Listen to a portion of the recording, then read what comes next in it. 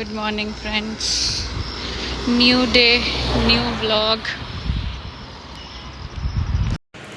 Good morning. Hello good morning. आज मैं ज़ोर से बोलती हूँ, हाँ। आवाज़ ही नहीं आ रही है। प्रदीप सर आप भी बोल। Good morning.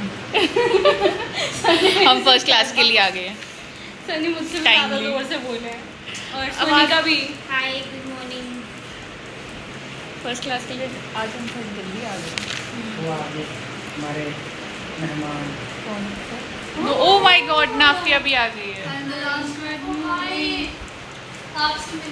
क्लास हमारी ख़त्म हो गई और हम कॉफ़ी पीने आ गए हैं, मैं और सोनिका। बाकियों ने नहीं पीनी थी तो हम आ गए। टिंग टिंग टिंग। Hi friends. अच्छा, हमें परसों की वीडियो में सेकंड जो हमारा ब्लॉग था उसमें कमेंट आया था, एक जेन्युइन कमेंट कि पीएचडी में एडमिशन लेने के लिए क्या प्रोसीजर है। तो आज हम वही बताने वाले हैं कि पीएचडी में आप कैसे एडमिशन ले सकते हो। सबसे पहले आपके पास जो है कोई एजुकेशन क्वालिफिकेशन में मास्टर्स होनी चाहिए।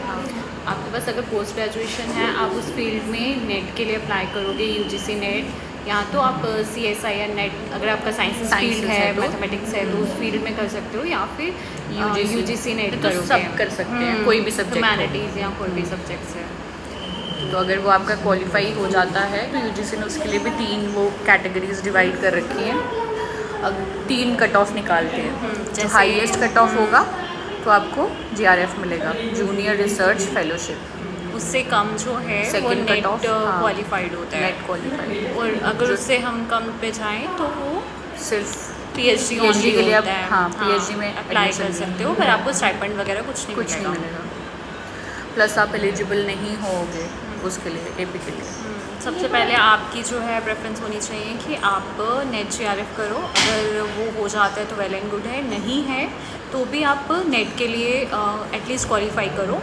अगर आप नेट करके PhD में आते हो, तभी आपको मिलेगी scholarship। स्कॉलरशिप मिलेगी, यूनिवर्सिटी यूनिवर्सिटी की तरफ से मिलती है। बहुत सारी यूनिवर्सिटीज़ में होता है पर ये। कम मिलती है।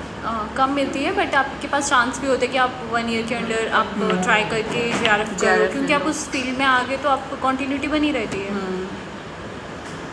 स्कॉलरशिप का बहुत फ़ायदा है। स्कॉलरशिप का फ़ायदा है। प्लस आपका GRF है या नेट है, फर्स्ट 2 कट ऑफ अगर आप क्वालिफाई करते हो तो आप असिस्टेंट प्रोफेसर अगर मतलब पोस्ट निकलती हैं तो उसके लिए आप एलिजिबल हो जाओगे अप्लाई करने के लिए।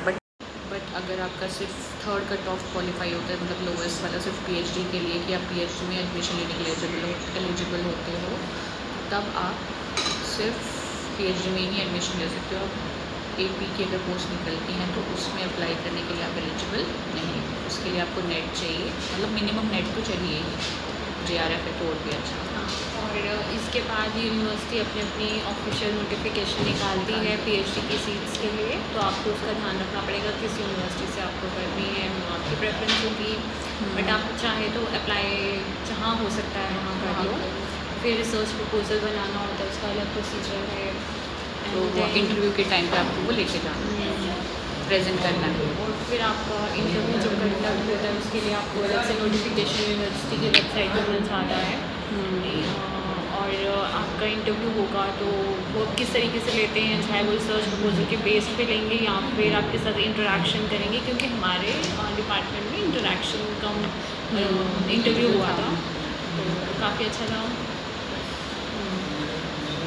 साथ में ये भी है कि जिनका GRF होता है वो एलिजिबल, उनको एंट्रेंस नहीं देना पड़ता है यूनिवर्सिटी। हमारी अगर यूनिवर्सिटी में उन्होंने एंट्रेंस नहीं दिया था।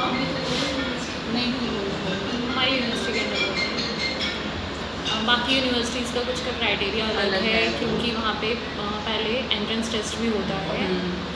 उसके बाद जो सिलेक्टिव लिस्ट आती है, मेरिट लिस्ट आती है, फिर उसमें GRF और अलग अलग स्टूडेंट्स को डिस्टिंग्विश करके, कैटेगराइज करके वो अलग से लिस्टिंग होती है। हाँ, यही प्रोसीजर। आई होप आपको समझ आ गया हो। अगर आपकी और कोई क्वेरीज होंगी तो आप प्लीज़ कमेंट कर दें, हम वो भी क्लियर कर देंगे नेक्स्ट वीडियो में।